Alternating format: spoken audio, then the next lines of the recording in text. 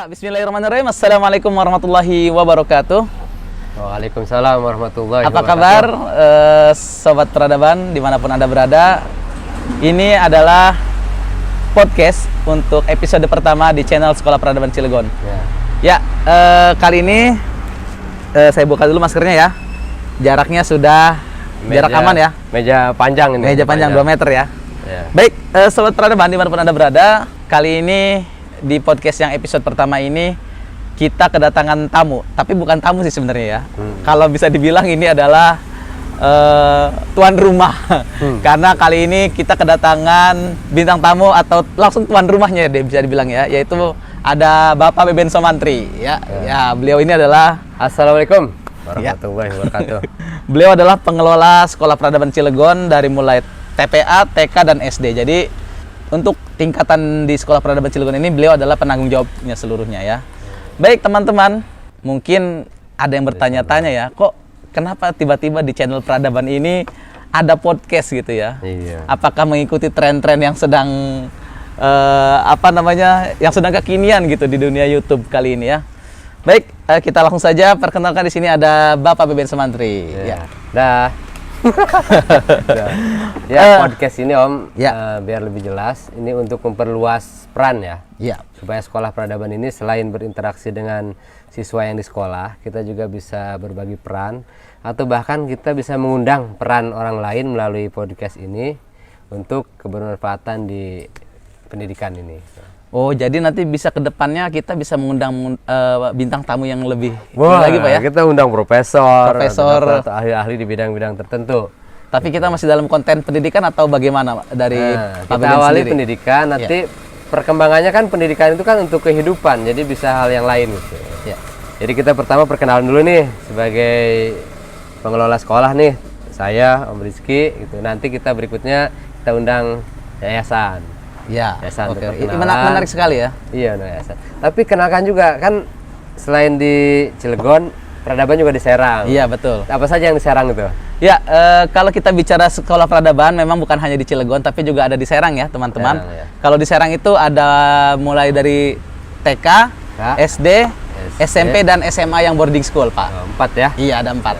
Kalau di sini?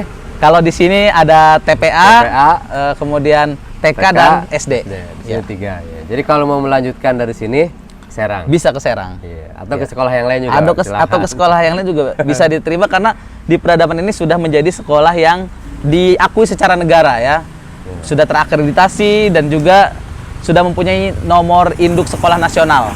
Jadi siapapun atau Bapak Ibu yang ingin memasukkan anaknya di Sekolah Peradaban tentu jangan khawatir ketika lulusannya dari sini mau melanjutkan ke sekolah yang lain ya.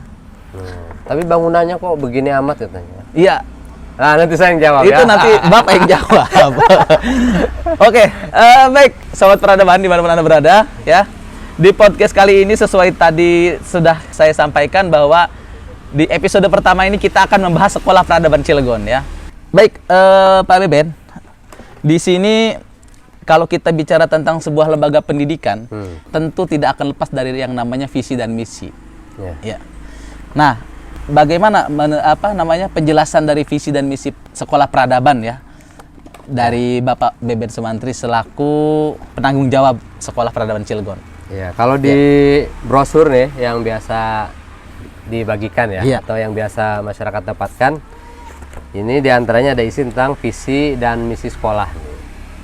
Jadi saya lihat contekan Pak ya. Ya, coba. Visinya apa tuh visinya?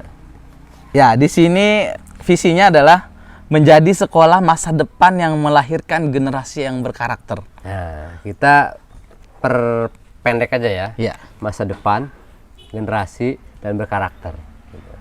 Nah, jadi upaya Sekolah Peradaban itu tetap konsennya itu bagaimana peserta didik ini siap atau mempersiapkan diri masa depannya. Karena tadi masa depan ya, terus melahirkan generasi berkarakter. Nah, generasi itu apa sih? Nah, generasi ini kelompok, kumpulan orang-orang. Nah, jadi ingat ini poin penting nih. Mengapa di Sekolah Peradaban tidak ada peringkat kelas? Karena kita mendidik generasi, mendidik kumpulan orang gitu. Sehingga yang harus berprestasi itu ya seluruh peserta didik gitu. Nah, generasi itu jadi kumpulan orang terus berkarakter. Nah, ini berkarakter inilah yang harus jadi keutamaan di sekolah peradaban. Nanti mungkin ada hubungannya dengan pertanyaan-pertanyaan lain ya. Jadi keunikan atau kekhususan pribadi-pribadi peserta didik supaya dia mampu menyiapkan hidup untuk masa depannya tadi itu. Nah, itu pendeknya begitu. Ya, dari penjelasan Pak Beben tadi ada yang menarik. Sekilas saya mendengar bahwa sekolah peradaban ini tidak memiliki peringkat kelas. Itu bagaimana, Pak? Sedangkan di masyarakat sekarang ya, orang tua itu berlomba-lomba untuk bagaimana anaknya supaya menjadi ranking 1 gitu. Itu bagaimana, Pak? Ya, kan kalau di sekolah itu, tanggung jawab sekolah itu untuk seluruh anak. Kalau peringkat itu ada keterbatasan. Biasanya kan 3 besar, 10 besar, dan sebagainya. Padahal ketika anak 3 besar itu, temannya itu puluhan. Ketika 10 besar, temannya puluhan. Nah, lalu bagaimana peserta didik yang tidak masuk 3 besar dan 10 besar? Nah, di peradaban itu upayanya nih, walaupun belum tentu maksimal ya. Nah, maksudnya belum tentu hasilnya sesuai yang diharapkan, tapi ini upaya nih. Upayanya yang namanya peringkat itu adalah peringkat pribadi peserta didik. Sehingga seluruh peserta didik itu harus dibantu meningkatkan atau menonjolkan kualitas yang mungkin kecenderungannya yang paling maksimal itu bisa ditingkatkan gitu. Sehingga nanti kalau ada kenaikan kelas itu, peringkat siswa peradaban itu ya pribadinya. Gitu. Tidak ada itu yang namanya peringkat kelas, karena yang belajar adalah siswa bukan kelas gitu. Jadi bisa disimpulkan bahwa kita fokus kepada kelebihan anaknya gitu ya. Bukan kepada kekurangan anaknya, kemudian kita bejek-bejek sehingga anak bagaimana harus bisa mengikuti peringkat yang orang tua harapkan gitu. Jadi concernnya kepada seluruh siswa. Jadi peringkatnya peringkat siswa bukan peringkat kelas ya. Jadi bukan tidak ada peringkat. Justru di kita peringkatnya lebih banyak. Berapa? Sejumlah peserta didik. Gitu. Kita lebih banyak malah, bukan tidak ada peringkat, tapi peringkatnya personal ya, pribadi anak-anak tersebut gitu. Nah, kemudian tadi di visi ini Pak ya, tertulis bahwa generasi berkarakter. Penjelasan dari Pak Beben sendiri itu bagaimana? Yang berkarakter seperti apa gitu? Ya, kalau generasi berkarakter ya, kalau kita lihat di misi, ini kan ada 5 misi ya. Dari visi yang dituangkan melalui yayasan untuk diterjemahkan oleh sekolah itu, dari 5 itu, pertama itu membangun paradigma pendidikan yang maju dan visioner, yaitu nggak perlu dibahas lah, itu langsung cukup jelas gitu ya. Terus yang kedua menumbuhkan potensi fitrah insani. Nah, ini fitrah insani itu apa sih? Jadi bagaimana seorang manusia itu mampu menjadi manusia yang benar-benar manusiawi gitu. Kan kadang-kadang di zaman sekarang ini kan dengan dunia yang semakin modern itu justru perilaku manusia ini kan banyak yang bagaimana ya, tidak selayaknya dan sebagainya. Nah, upaya sekolah peradaban itu mengunci atau membentengi anak-anak itu supaya tidak keluar dari fitrah insani gitu. Supaya manusianya lebih manusiawi gitu. Terus yang ketiga, menciptakan komunitas masyarakat terdidik, berbudaya dan berkarakter. Kalau berkarakternya tadi saya udah singgung sedikit, tapi yang saya ingin bahas di misi yang ketiga itu komunitas masyarakat. Ini komunitas. Lagi-lagi kita membahas tentang komunitas itu, bahasa kerennya mungkin sekarang kolaborasi ya. Di Kementerian Pendidikan Nasional saja sekarang kolaborasi ini wah ramai sekali. Dikit-dikit kolaborasi gitu. Karena hakikat sekolah itu untuk menyiapkan anak menjadi kolaborator di masyarakat, menjadi anggota masyarakat. Di masyarakat itu berkolaborasi hidupnya, tidak berkemandirian ya. Terus berbudaya, tentu ini bahasa yang kita bahas di lain kesempatan, tapi secara prinsipnya bahwa kebudayaan di Indonesia itu bagaimana, itu yang menjadi arahan juga supaya peserta didik menjadi pribadi yang berkualitas ya. Terus yang keempat, mewujudkan organisasi pembelajaran yang menyesuaikan diri terus menerus. Nah, ini mungkin yang harus kita terjemahkan lagi adalah menyesuaikan dengan keadaan. Jadi peradaban upayanya menyesuaikan dengan keadaan itu ya, dan terus menerus. Jadi kondisi apa yang sedang terjadi kita harus bisa mungkin menyesuaikan. Mungkin nanti ada di uraian-uraian berikutnya ya. Membina generasi secara utuh dan menyeluruh. Nah, membina generasi ini karena masyarakat itu harus terpantau, harus terbimbing supaya menjadi kelompok orang yang berkualitas. Nah, sekolah peradaban itu upayanya membina generasi secara utuh dan menyeluruh. Utuh itu apa? Ya, mungkin penjelasannya itu Di antaranya kalau kita buka tentang undang-undang hak anak ya. Nah, itu ada sekian mungkin 13 hak anak. Nah, di antaranya ini bisa diterjemahkan dengan membina generasi secara utuh dan menyeluruh. Mungkin nanti kan ini pengantar aja Ya. podcast pertama nih. Baik, Pak, untuk selanjutnya nih Pak ya, Pak Beben menyinggung tentang manusiawi atau fitrah insani. Tentu tidak akan lepas ketika kita bicara tentang manusia, tidak akan lepas tentang makan, minum, kemudian beribadah. Tentu kan tujuan manusia diciptakan sendiri oleh Allah di bumi ini adalah untuk beribadah gitu ya, di surat Jin Allah sudah. Kemudian tentu ketika yang kita bicara tentang manusiawi, maka di situ adalah tentang peran manusia untuk berbuat baik kepada sesamanya. Nah itu apakah di sekolah peradaban sudah dicanangkan atau mungkin menjadi kurikulum tersendiri? Ya. Ini dalam beberapa tahun ini ada aktivitas di luar kurikulum yang mengacu kepada Kementerian Pendidikan Nasional. Ini seluruh siswa peradaban ini harus mampu membiasakan ya tentang kebutuhan minum dan makan. Itu satu. Sehingga seluruh masyarakat sekolah peradaban, seluruh masyarakat itu berarti selain siswa pegawai juga ya, guru ya, fasilitator lah gitu. Secara umumnya fasilitator juga harus memahami kebutuhan minumnya itu bagaimana sih. Terus kebutuhan makan itu bagaimana. Itu minum dan makan menjadi satu. Jadi anak peradaban itu harus sadar bahwa dia ada kebutuhan minum dan makan, terus mana yang baik gitu. Itu dibudayakan setiap hari selalu terkontrol oleh fasilitator, satu. Terus yang kedua, setelah minum dan makan itu beribadah gitu. Bahkan di undang-undang hak anak ya, itu penting sekali loh. Nomor 2 selain nama nomor 1 itu hak punya nama, nomor 2 itu hak beribadah gitu. Nah, di sekolah peradaban ini fasilitator atau guru harus terus mengingatkan bagaimana aktivitas atau kebiasaan anak beribadah menjadi rutinitas. Berarti ya setiap hari gitu. Sehingga ketika anak masuk ke sekolah itu fasilitator harus mengontrol bagaimana, apakah sebelum berangkat sudah minum, makan gitu, beribadah. Nah, yang ketiga berbuat baik. Nah, 3 hal dasar itu harus menjadi keutamaan untuk dibimbing setiap hari oleh oleh fasilitator pada peserta didik ya di sekolah peradaban. Nah, mudah-mudahan dengan begitu anak-anak terbiasa melakukan sesuatu yang sepertinya mungkin tidak berat tapi bernilai ya sangat baik. Makan, minum, beribadah, berbuat baik. Nah, itu pendidikan dasar dan menjadi kurikulum dasar di sekolah peradaban Cilegon, selain kurikulum-kurikulum yang lain yang ada di sekolah dan juga kolaborasi dengan yang dibuat oleh kementerian ataupun dinas itu. Ya, gini Pak, ketika kita bicara tadi ya kurikulum dasar yang peradaban terapkan gitu ya, apakah ini adalah bentuk dari respon sekolah terhadap, kita tahu sekarang bahwa bagaimana makanan, minuman yang di pasaran gitu ya, itu tentu anak-anak memilihnya ya sesuai dengan lidah mereka aja gitu. Apakah memang bentuk dari ada arah ke situ gitu sekolah menerapkan seperti itu gitu?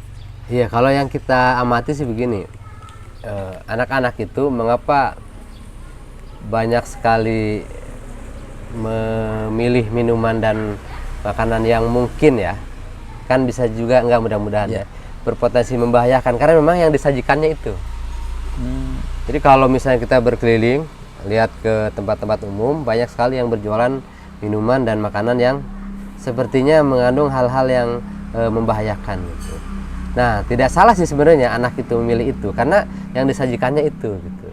Nah, makanya mudah-mudahan kita di sekolah peradaban mampu juga membimbing peserta didik supaya ketika nanti siap di masa depannya tuh, seperti visi yang tertuang di visi sekolah peradaban, dia diantaranya mampu menjadi bagian yang memberikan kebaikan kepada orang lain. Misalnya kalau dia jualan yang baik, kalau dia misalnya membeli yang baik yang kebutuhannya itu.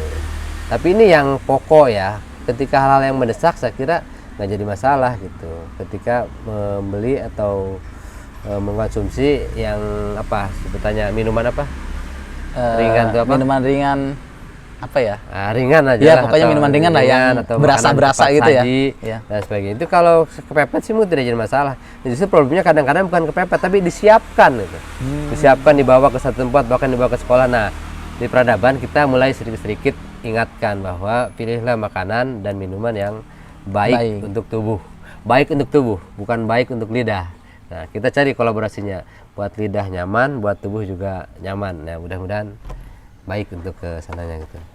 Iya, memang di sini yang menjadi poin yang mungkin bagi sebagian orang gitu, Bu, menjadi wah gitu ya. Sampai segitunya sekolah memikirkan sampai makanan dan minuman anak-anak gitu ya. Ya, di beberapa video di YouTube Sekolah Peradaban kan bahasanya itu. Makanan, minuman dan sebagainya lah. Karena itu hak yang harus dibantu, yang harus dibimbing untuk pendidikan di sekolah dasar. Gitu, baik itu di penitipan anak, di TK ataupun di SD. Kita bicara pendidikan dasar ya, bukan pendidikan secara umum gitu. Baik Pak, kita lanjutkan ya untuk ke pertanyaan berikutnya nih. Masih tentang visi misi Sekolah Peradaban Cilegon. Di sini menciptakan komunitas masyarakat terdidik. Nah, apakah sekolah peradaban ini bisa menerima, maksudnya ketika seseorang masuk ke peradaban, itu kita semua diterima atau memang ada seleksi-seleksi seperti itu gitu. Itu bagaimana, Pak? Kalau menerjemahkan program pemerintah tentang wajib belajar ya. Wajib loh. Wajib belajar, dulu populer wajib belajar 9 tahun, wajib belajar 12 tahun. Bahkan mungkin nanti mah wajib belajar saja. Wajib belajar itu artinya dia harus sekolah gitu, dari pendidikan dasar sampai ke jenjang tertinggi. Itu harus diterjemahkannya berarti kita harus menampung seluruh calon peserta didik. Kenapa? Karena akan menjalankan program wajib belajar dari pemerintah atau dari negara yang sudah dicanangkan. Bahkan ini masuk ke mungkin program baku karena undang-undang yang kita miliki juga kan, Undang-Undang Dasar tahun 1945 juga mengamanatkan tentang itu gitu. Sehingga bagi sekolah peradaban, seluruh anak yang mampu kita bimbing kita harus terima gitu. Berarti dengan kata lain sekolah peradaban ini adalah sekolah inklusif gitu ya. Sekolah yang memang menerima semua jenis anak, baik itu kondisinya seperti apapun, selama sekolah bisa menangani bimbing, itu. Ya. Nah, itu bagaimana Pak tentang sekolah inklusif sendiri, sekolah peradaban? Apakah sudah berperan maksudnya di dunia pendidikan terutama di kota Cilegon ini atau seperti apa gitu? Iya, kita keinginannya sih maksimal ya. Maksimal tuh seluruh anak yang mau mendaftar ke peradaban kita terima. Tapi kemampuannya saja yang baru kita ya upayakan semaksimal mungkin yang masih bisa ditangani gitu. Artinya terjemahannya begini. Seandainya kita punya perangkat yang banyak, seluruh anak yang mau sekolah kita terima. Ya, mau sekolah ke peradaban ya. Dengan ketentuan atau persyaratan yang sudah ditentukan, mau kalau kita mampu menangani kita terima. Makanya di peradaban kan ada sistem observasi. Jadi kita amati dulu anaknya, mampu nggak ditangani oleh sekolah peradaban itu. Tapi itu sebenarnya kenapa bilang mampu? Karena kita masih memiliki keterbatasan itu. Nah, mudah-mudahan nanti atau di kemudian hari kita sudah memiliki perangkat atau sumber daya manusia yang bagus sehingga tidak ada lagi alasan kita menolak sekolah anak atau melarang anak untuk bersekolah di peradaban itu. Inklusif lah. Kalau lebih jelasnya mungkin kita bisa baca lagi atau kita bahas lagi tentang sekolah inklusif di dialog-dialog atau podcast-podcast berikutnya gitu ya. Tapi menyinggung sedikit tentang dunia pendidikan inklusif ya Pak ya. Sekolah peradaban kan sudah menyatakan diri sebagai sekolah inklusif itu ya. Ya, sejak berdiri. Sejak berdiri ya. Bahkan berarti hampir sama dengan deklarasi apa namanya di Bandung itu ya. Bandung 2004. Di Bandung 2004 gitu ya. Mungkin hanya beda bulan gitu ya. Nah, kemudian bagaimana tentang pandangan masyarakat tentang dunia pendidikan inklusif ini terutama kepada sekolah peradaban gitu.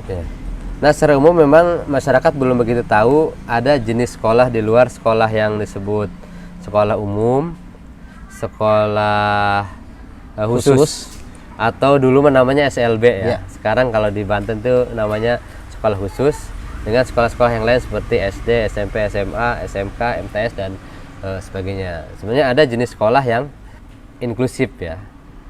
Jadi di luar kemampuan yang biasa dilakukan oleh SKH atau SLB dan SMA atau sekolah yang umum atau SD atau SMP yang umum gitu. Kita inklusif. Gitu. Nah, inklusif itu kita mengupayakan seluruh anak itu harus diterima menjadi bagian dari anggota kelas.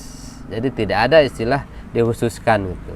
Nah, ini penting nih. Masyarakat kadang-kadang menganggap kok peradaban jadi seperti SLB atau SKH. Bukan begitu. Justru ya sekolah itu ya memang harus menyiapkan peserta didik menjadi anggota masyarakat. Nah, coba Om Rizky misalnya, lihat di kampung mana sih yang anaknya pintar semua? Iya, iya. Nggak ada kan? Nggak ada. Di kampung mana yang anaknya memiliki kekurangan semua? Nggak ada. Nggak ada. Justru di kampung itulah kita akan bertemu dengan berbagai jenis orang. Katanya sekolah itu untuk menyiapkan peserta didik menjadi anggota masyarakat. Nah, ayolah kita siapkan mulai dari minimal rekrutmennya juga inklusif. Tetapi memang kesulitan inklusif itu sumber daya manusia. Tapi gini sederhananya itu, tidak perlu kita menyiapkan sumber daya manusia yang unggul di bidang anak berkebutuhan khusus. Minimal pelayanan dari seluruh fasilitator yang ada di sekolah itu untuk menerima berbagai jenis kondisi anak. Kalau itunya saja sudah bisa, tidak perlu sih ada kekhususan. Kecuali memang anak-anak yang benar-benar berkebutuhan khusus yang butuh ditangani secara profesional. Karena kadang-kadang kan kita temukan anak lambat bicara, dikira wah itu anak gitu. Anak tidak bisa menulis gitu. Padahal bukan tidak bisa bicara, bukan tidak bisa menulis, belum mau menulis, belum mau bicara. Kadang-kadang hanya sesederhana itu, tapi vonisnya menyeramkan sekali. Ya mungkin itu karena pandangan-pandangan masyarakat ya, Pak ya. Nah, sekarang kita sambungkan dengan masyarakat. Tentu sekolah yang letaknya tentu dengan pasti berdekatan dengan masyarakat kan. Hampir semua sekolah di Indonesia ini gitu. Lokasinya pasti akan berdekatan dengan masyarakat. Nah, di Sekolah Peradaban Cilegon sendiri itu bagaimana peran terhadap lingkungan di sekitar sekolah itu gitu? Apakah sampai saat ini biasa-biasa saja atau bagaimana gitu? Di Sekolah Peradaban yang letaknya di Kelurahan Karangasem tentu harus berupaya menjadi bagian dari lingkungan Karangasem ya. Kalau misalnya sekarang di RT 3 ya. RT 3 RW 1 ya. RW 1, betul. RW 1 gitu. Nah, ini harus menjadi anggota masyarakat sehingga misalnya kalau di masyarakat itu ada gotong royong, pegawai peradaban harus menjadi bagian dari itu.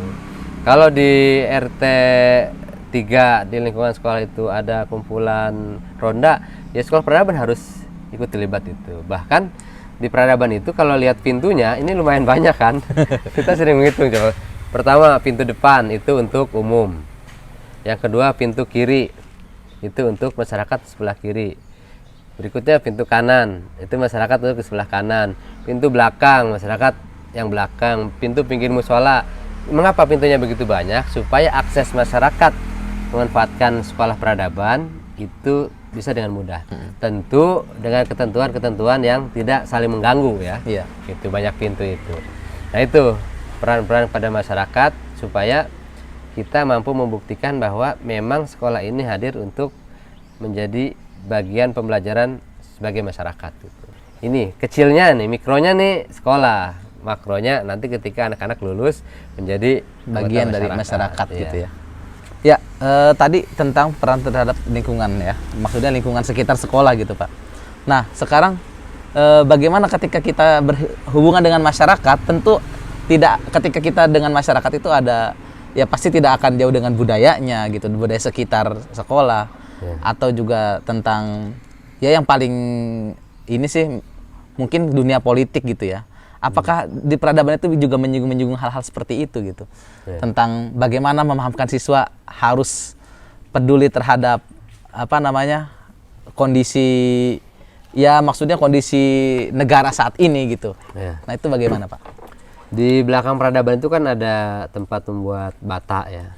Membuat bata, membuat genteng.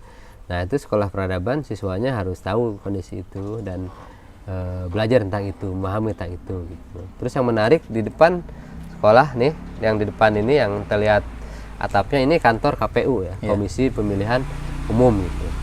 Nah, ini menarik nih. Nah, di peradaban anak-anak walaupun SD itu tidak terhalangi kondisi untuk memahami dunia perpolitikan. Karena bagaimanapun itu menjadi satu aktivitas yang sah, yang diakui keberadaannya begitu penting politik itu untuk kehidupan berbangsa dan bernegara. Sehingga di peradaban misalnya ada pemilihan presiden siswa.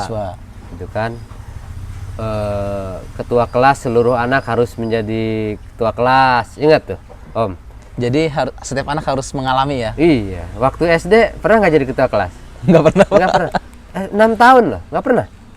Kayaknya nggak pernah. Berapa ribu hari nggak pernah. Nggak pernah saya jadi ketua kelas di SD. Nah itu makanya kalau sekarang misalnya politik dikuasai oleh sebagian orang, karena ketika di sekolahnya pun kita jarang mempelajari hal berpolitik. Dan di peradaban seluruh siswa pasti pernah jadi ketua kelas. Dan seluruh siswa pasti ada peringkatnya. Kenapa? Lah kan dia sudah belajar di sekolah. Gitu. Saya masih ingat tuh pengalaman saya di kampung ya. Saya nggak pernah juara 1 di SD. Karena juara satunya itu Didi Mulyadi. Sekarang namanya Yadi Mulyadi. Kelas 1 juara satunya itu Didi Mulyadi. Iya. Untung saya juara 2 atau juara 3. Biasanya juara 1 itu Didi Mulyadi, juara 2 Ai Mulyati, juara 3 Beben Sumantri. Atau juara 1 Didi Mulyadi, juara 2 Beben Sumantri, juara 3 Ai Mulyati gitu. Nah, teman saya yang lain dia bingung, "Lah saya kok nggak berprestasi begitu?" Padahal banyak loh. Iya.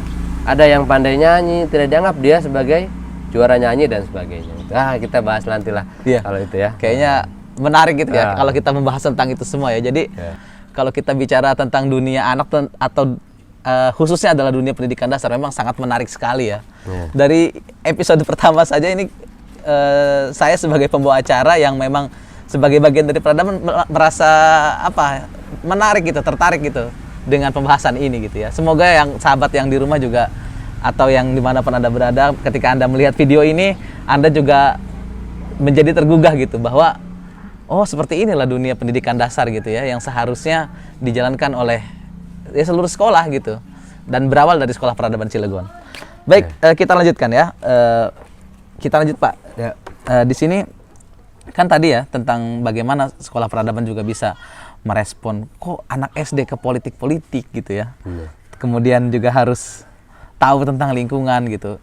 Yang memang mungkin kalau pandangan orang-orang lama ya, bahwa anak SD itu ya udah belajar Bapak Budi, ini Budi, kemudian selesai gitu. Jangan ngomongin politik. Iya, jangan ngomongin politik gitu. Udah sih jangan ngomongin gaji orang tua kan gitu. Kamu mau taunya belajar gitu ya. Nah, kita membahas hal yang begitu. Ya mungkin kalau bahasa kerennya out of the box gitu ya, pemikiran di Sekolah Peradaban ini gitu. Nah, mungkin sekolah yang lain juga sudah, tapi tidak mau publikasi. Tidak mau publikasi, baru kita aja kita mau sombong ke YouTube gitu. Padahal kata sekolah yang lain, kita mau dari dulu. Dari dulu ya. Terima kasih, ya sudah ya. Kita lanjut Pak. Sekarang tentang tadi ya, Sekolah Peradaban ini bahwa menjadi sekolah yang responsif terhadap kondisi kekinian gitu ya. Nah itu bagaimana sekolah bisa menerapkan atau bisa menggelontorkan program tersebut sehingga siswa-siswa juga bisa seperti itu, bukan hanya kepada siswa, tentunya juga kepada fasilitator juga gitu. Sekarang bahas dulu pengertian kekinian itu apa? Berarti yang kini, yang sedang tren gitu. Yang sedang tren, viral gitu yang ya. Yang sedang viral tuh apa sih kalau di Cilegon misalnya? Musim. Nah, tahu kan musim di Cilegon yang sedang populer dalam mungkin kisaran 5 tahun ini atau 10 tahun ini? Iya, karena mungkin di Indonesia kan musim ada 2 Pak ya. Hanya ada apa namanya? Musim haji. Kemarau dan musim kalau musim secara iklim gitu ya. Kirain musim haji. Musim kemarau dan musim hujan gitu ya. Nah, mungkin di Cilegon adalah salah satu daerah yang panas juga gitu di Indonesia. Nah, itu bagaimana Sekolah Peradaban dalam menyikapi itu gitu? Ya, musim kekinian di Cilegon itu kan kalau diakibatkan oleh iklim ya. Iya, kalau di iklim ya. Musim kemarau dan musim hujan. Kalau kemarau panasnya banget. Panas banget itu. Kalau musim hujan sekarang bangetnya banjir. Bahkan di beberapa tempat sekarang kalau hujan jadi langganan hampir banjir dipastikan tergenang air. Iya. Cilegon itu sekarang sudah musim itu. Nah, apa respon Sekolah Peradaban? Apa upaya peradaban? Nah, kita sekarang ada di bawah pohon. Lihat nih, di bawah pohon. Bawah pohon rindang. Pohonnya tinggi-tinggi, ini pohonnya banyak yang di atas 20 meter tingginya. Ini akan membantu menyeimbangkan kondisi lingkungan kan. Itu pohonnya tinggi, berarti ketika musim kemarau, insya Allah kalau di sekolah peradaban mah jam 12 tuh siang, kan kita sering menikmati kan, Iya. tetap adem.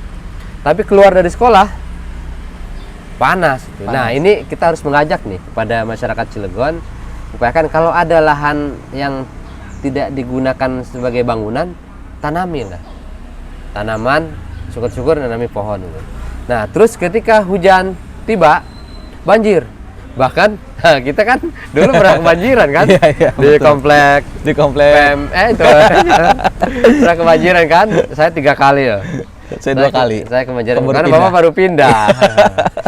Nah itu kenapa bisa begitu? Selain datarannya rendah, ada faktor-faktor lain yang menyebabkan menurut saya Cilegon ini banjir. Apa itu? Sebagian masyarakat pemilik tanah itu atau pengguna tanah itu tidak memikirkan lagi bahwa tanah itu harus dijadikan sebagai sumber resapan air. Gitu. Jadi pendek cerita, sekarang banyak sekali di Cilegon ini lahan-lahan kosongnya itu tidak ada tanamannya, tidak ada tanahnya, lahannya kosong, gitu. Tapi kadang-kadang ada tembok dan sebagainya. Jadi saran saya sih coba sih kembali ke masa lalu, indah. Lapangan tuh ya tanah gitu. Iya. Tapi becek lah. Dunia sekolah ini dunia becek, dunia basah lah, dunia apa mengenal tanah dan sebagainya gitu. Dan hidup ini tidak lepas dari tanah, gitu. Mohon maaf, ketika sudah meninggal juga kan kita dikubur di dalam tanah ya. Terus kita ketika hidup deh, kebutuhan kita untuk bertahan hidup dari tanah. Iya. Air minum dari tanah, tanaman Dari tanah. ya tumbuh-tumbuhan dan pohon sebagainya dari tanah gitu. Nah, mengapa gitu? Kok lapangannya malah di tembok, di paving block dan sebagainya. Nah, mudah-mudahan kita bertahan lama ya lapangannya tanah. Tapi kalau lapangan basket mah ya harus di tembok lah.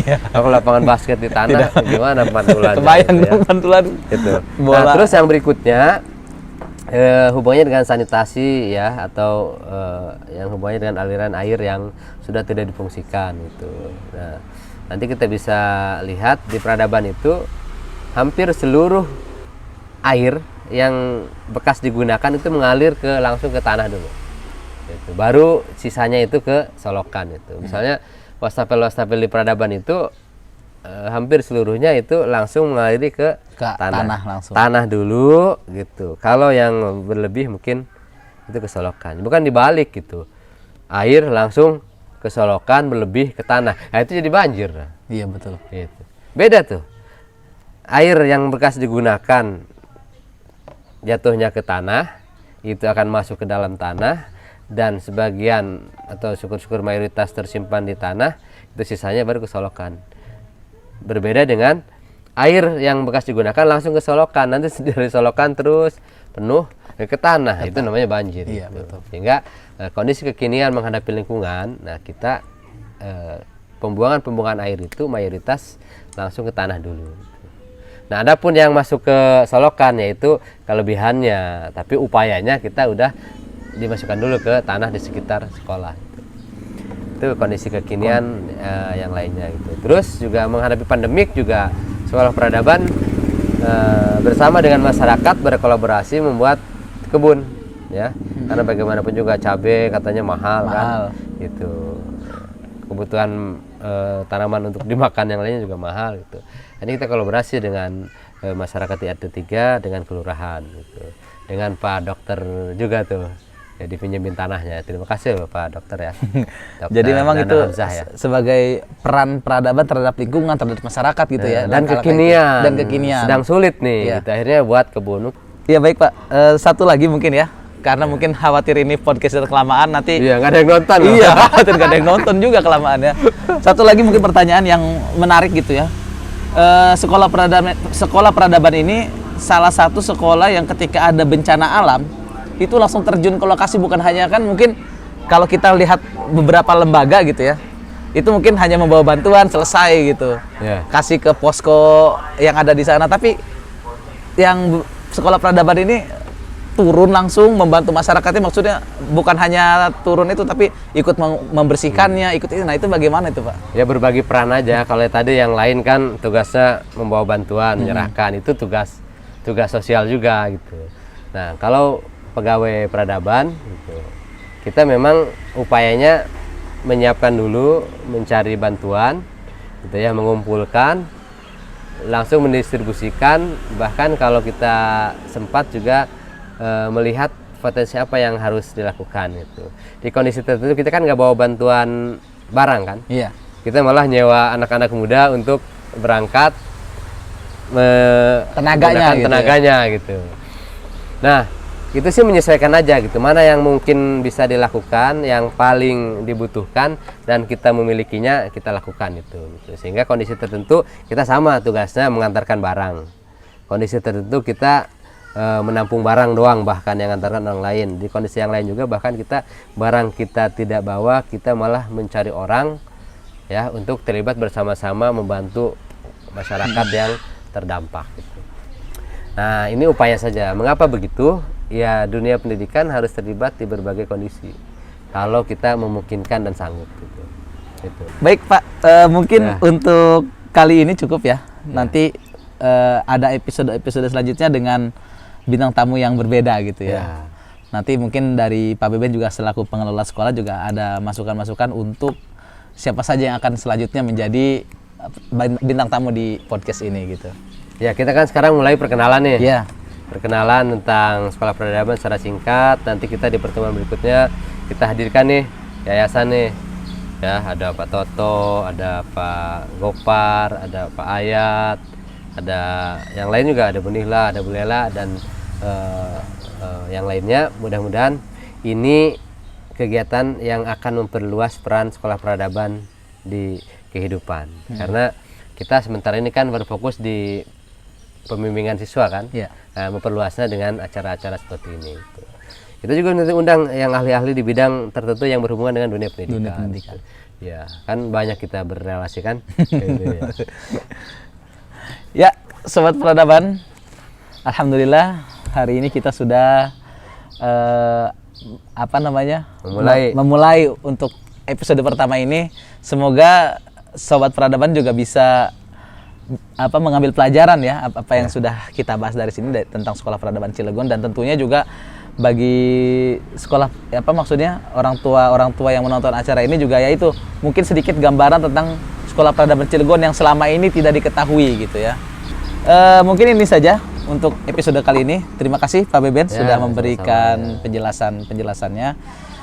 Terima kasih kepada seluruh